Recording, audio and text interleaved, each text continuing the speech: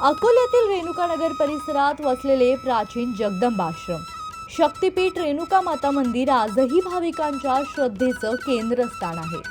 मात्र काळाच्या ओघात या मंदिराची अवस्था जीर्ण झाली असून आता त्याच्या जीर्णोद्धाराची मागणी जोर धरते। देवीची स्थापना झाल्यानंतर या परिसरात हळूहळू मोठी वस्ती निर्माण झाली। आज जुन्या शहरात 3.5 लाखांहून अधिक लोकसंख्या वास्तव्यास आहे। मात्र काळाच्या ओघात मंदिराची अवस्था जीर्ण झाली असून अनेक ठिकाणी मंदिराची दुर्दशा झाल्याचं दिसून येतंय। मंदिरावर अद्याप स्लॅब नसून टीनच्या छपरामुळे भक्तांना अडचणींचा सामना करावा लागतो। त्यामुळे मंदिराचा सर्वांगीण विकास आणि जीर्णोद्धार व्हावा यासाठी स्थानिकांकडून प्रयत्न सुरू आहेत। या मंदिराच्या तळघरात देवीचे निद्रास्थान निर्माण करण्याचा ध्यास येथील पुजारी यांचा आहे।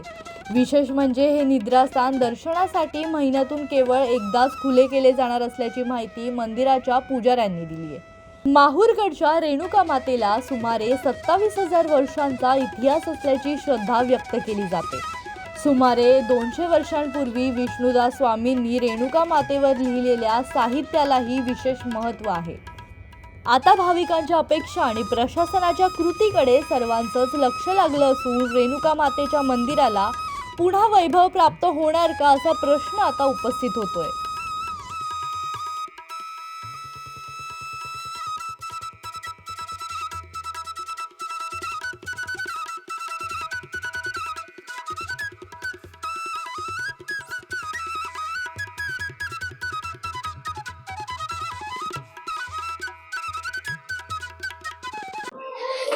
जय जगदंबा। जगदंबाश्रम शक्तिपीठ श्री रेणुका माता मंदिर रेणुकानगर अकोला हे फार जुनं मंदिर असून या मंदिरात देवीच्या स्थापनेनंतर जवळजवळ जुन्या शहरामध्ये 3-3.5 लाखाच्या वस्तीचं नवीन गाव तयार झालेलं आहे। आता या जुन्या मंदिराचा जीर्णोद्धार पाहिजे तसा झालेला नसल्यामुळे मागच्या 25 वर्षापासून माझ्याकडे ज्या वेळेपासून मायाबहिणी सेवेचा हात दिला तेव्हापासून आपण सर्व पद्धतीने मंदिराचं डेव्हलपमेंट, धर्मप्रचार, धर्म आचार विचार या सगळ्या गोष्टींना करायचा प्रयत्न करतो। आता हे मंदिर खूप जुनं झालेलं असल्यामुळे, जीर्ण झालेलं असल्यामुळे आणि गाभारा पण लहान पडतो आहे, भक्तांना इथे दर्शनासाठी अडचणी जातात आहेत। समोर सभा मंडपामध्ये टीन आहेत ते सडलेले आहेत, ते दिसू नयेत म्हणून आपण त्याच्या खाली ग्रीन नेट लावून ते झाकायचा प्रयत्न करतोय। अकोल्यामध्ये खूप भयानक ऊन आहे, तिथे असं कुठेतरी मनात हे वाटायला लागलं की आपल्या सर्वांच्या घरांवर छत आहेत, स्लॅब आहेत आणि आईच्या घरावर टीन आहेत, तर त्याचा बदल व्हावा आणि हे पूर्ण मंदिराचं नूतनीकरण करून आपण इथे देवीच्या तळघरामध्ये एक 5 फुटाची देवी निद्रास्थान म्हणून देवीचं राहणार आहे। 27,000 वर्षे माहूरगडाला रेणुकेला जे झाले त्यापैकी मागच्या 200 वर्ष आधी विष्णुदास कवींनी रेणुका मातेवर जेवढं साहित्य लिहिलं तेवढं आजपर्यंत कोणी लिहिलेलं नाहीये।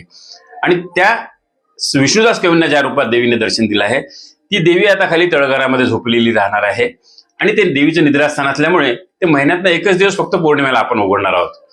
आणि या भगवतीच्या घराला, भगवतीच्या मंदिराला सुंदर करण्यासाठी भक्तांची जी सेवा अर्पण होते आहे तर त्या सेवा अर्पणामध्ये आपण भक्तांच्या कल्याणार्थ, त्यांच्या कुटुंबाच्या कल्याणार्थ, त्यांच्या पूर्वजांच्या मुक्तीकरिता आपण इथे सर्व प्रकारच्या पूजांचं आयोजन करतो।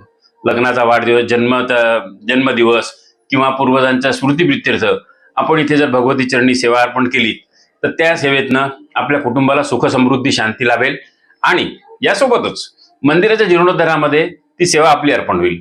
तळघरामध्ये जी देवी राहणार आहे 5 फुटाची, ती जी महिन्यातनं एक वेळा जरी भक्तांसाठी दर्शनाला उघडी असली तरीही काही विशिष्ट प्रकारच्या पूजांसाठी आपण सर्व भक्तांना तिथे महिन्यातनं ज्या दिवशी त्यांना दिवस अपेक्षित आहे त्या दिवशी पूजेसाठी आपण बोलवणार आहोत। त्याच्यामुळे ज्यांना या भगवतीच्या चरणी आपली सेवा अर्पण करण्याची इच्छा असेल त्यांनी 9834513636 या नंबरला अधिक माहिती संपर्क साधावा। जय जगदंबा। दीपक गवई, जनशक्ती, अकोला।